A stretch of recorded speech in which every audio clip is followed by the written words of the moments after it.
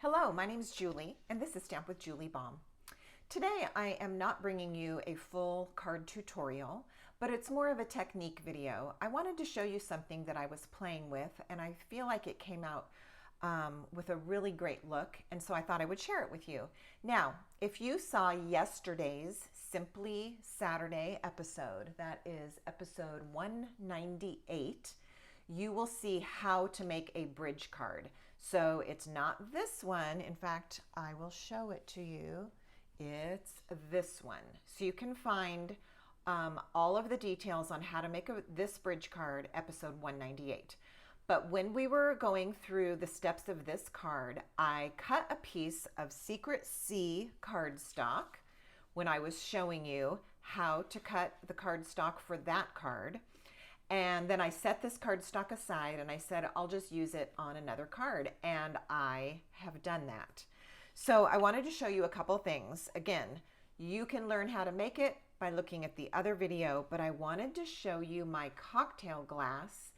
And it took several different tries to get the look that I was going for, and I finally got it. So I wanted to share it with you. All right. What I did at first that did not work at all was to stamp the glass. This is from Cheers and Sips.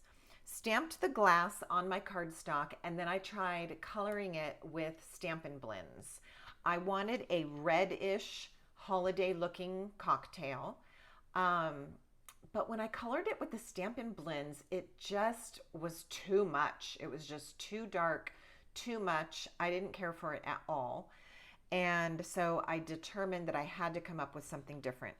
So my next attempt was with a blending brush, and I really like the look. So let me show you what I did to get this look. I have a piece of scratch paper here. It's well used because I was using it for this same technique. And I have a piece of basic white cardstock. This is just a scrap. And I have my cherry cobbler ink. All right, so what I did is I picked up my ink, as we are known to do with our blending brushes, started on my scratch paper so I don't get a blob on my cardstock, and then I started creating a background. So remember, you start light, you can always add more as you go. So I just kind of kept blending until I achieved the look that I wanted. And I did want it a little bit more saturated, kind of at the bottom here, where I was imagining stamping the glass. I'm going to straighten this edge out a teeny bit, and I'm going to deepen the look a little bit down in here. All right, so then once I had this going for me, I took the glass stamp, still using cherry cobbler, because that was the other thing that I tried. First I tried it in Secret C, and it just looked too dark. Then I tried it in Smoky Slate, kind of to give the idea of glass. You know how glass, I guess you could say, is kind of gray. I didn't care for that look either. So I just went to my cherry cobbler and thought, why don't we just try red with red? And I want the top part of the glass to be mostly clear, because obviously the liquid isn't going to fill all the way up to the very, very top. So strategically placing my glass, I just went for it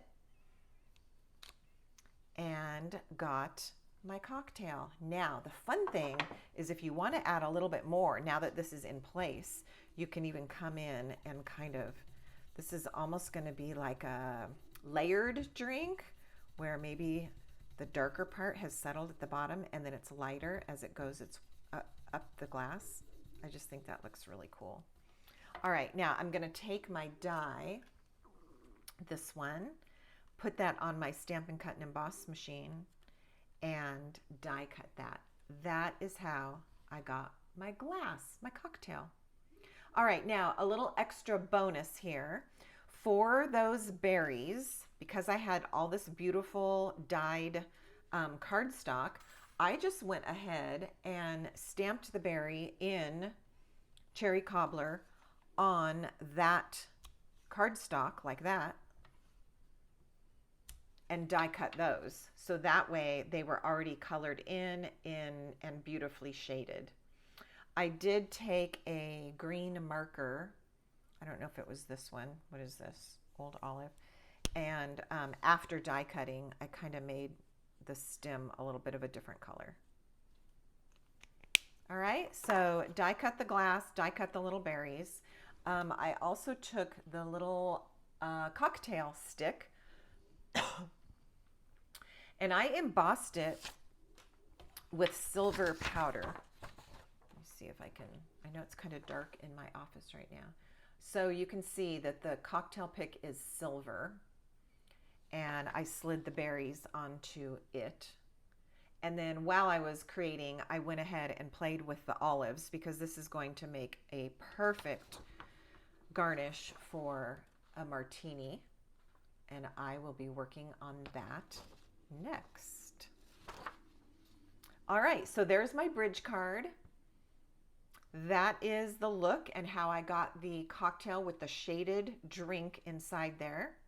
I did a similar stamping on the inside as the other bridge card from episode 198, but I finished it with a lighter version of the poinsettia and just stamped it right over the words. I kind of thought that that looked really great as well. I may go back and add some red rhinestones to this. I kind of haven't decided, but again, I just wanted to share that really fun technique with you. Now, something else that I did when I was playing with this, here's another one that I did. So I did all of my Stampin' blending brush first, stamped the glass, and then I took my Wink of Stella and ran it all over the cocktail. It's really hard to see the sparkle, but if you see it in person, the whole drink looks sparkly, as if there's cocktail glitter in the glass. I thought that was kind of fun too, and you can bet I'll be using that on a card as well. All right, that's it for today. Thanks so much for watching how I did that blending brush for the cocktail, and I will see you in the next video. Happy stamping!